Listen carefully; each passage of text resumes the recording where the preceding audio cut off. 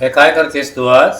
आज आपल्या कोकणस्थ ब्राह्मण पद्धतीचे दडपे पोहे करते। वा वा वा वा. छानच. या ओल्या खोबऱ्याशिवाय त्याला चव येत नाही ना चांगली। ओला नारळ म्हणजे ओलं खोबरं महत्वाचं आहे याच्यामध्ये। बरं, घाल पूर्ण. या पारंपरिक दडपे पोह्यांमध्ये उडदाचा पापड भाजून घालायचा। सर्वप्रथम आपण हे पोहे आहेत ते भाजून घेणार आहोत अशा प्रकारे। थोडेसे गरम होऊन द्यायचे। तुम्ही पातळ पोहे वापरले तरी चालतील।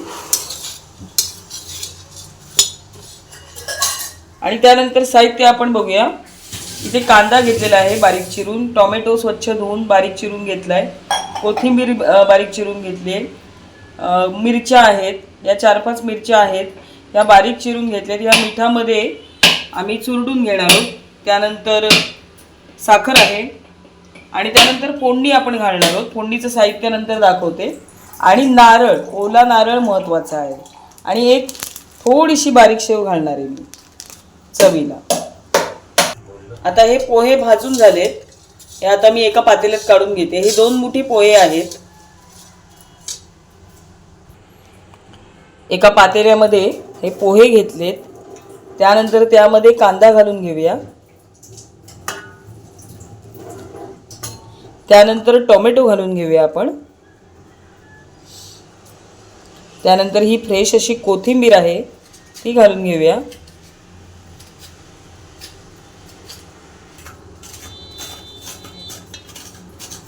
आता आपण मिरची आणि मीठ असं कुस्करून घ्यायचं,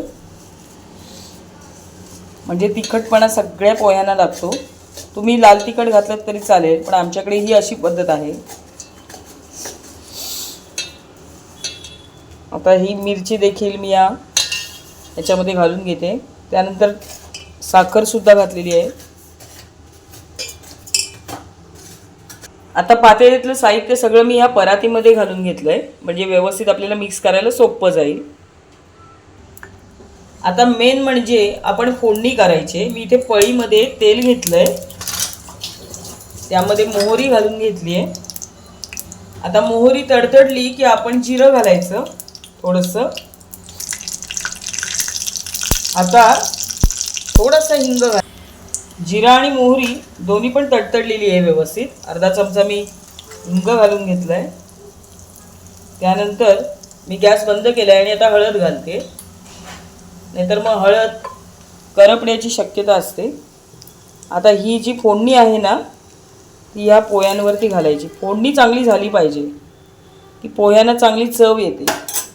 आता हे आपण सगळं साहित्य मिक्स करूया। हे अशा प्रकारे आपण सगळं साहित्य मिक्स करूया। याच्यामध्ये तुम्ही शेंगदाणे तळून घातले तरी चालतील, पण आमच्याकडे नाही घालत। एक चवीला कोणाला हवे असतील तर तुम्ही घालू शकता। आणि आता मेन इन्ग्रेडियंट तो म्हणजे ओलं खोबरं। भरपूर ओलं खोबरं घालायचं, म्हणजे याला चव चांगली येते। ओलं खोबरं नाही घातलं तर ह्याला म्हणजे तितकीशी चव लागत नाही। पारंपरिक म्हणतात ना दडपे पोहे, तर त्याला ओलं खोबरं हवंच। आणि उडदाचा पापड भाजून त्याचा चुरा करून घातला तरी चालेल। तर आता ओला नारळ देखील मी घातलेला आहे। 1 वाटी नारळ किसून घातलाय, खवणून म्हणा, किसून म्हटल्यापेक्षा खवणून। आणि थोडेसे पोहे मऊ होण्यासाठी मी मगाशी नारळ जेव्हा फोडला ना त्याचं पाणी ठेवलं होतं ते पण घालणार आहे, म्हणजे आपल्याला त्रास होत पण नाही आणि कुरकुरीत लागतात अगदी।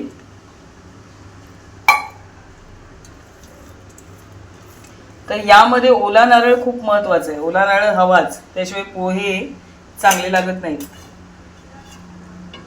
आणि आता आपण बारीक अशी शेव घालणार आहोत। ही ऑप्शनल आहे, तुम्ही नाही घातली तरी पण चालेल।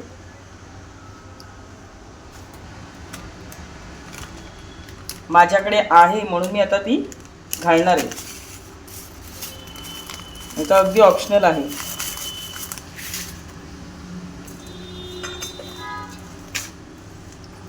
तर अशा पद्धतीने हे पहा आपले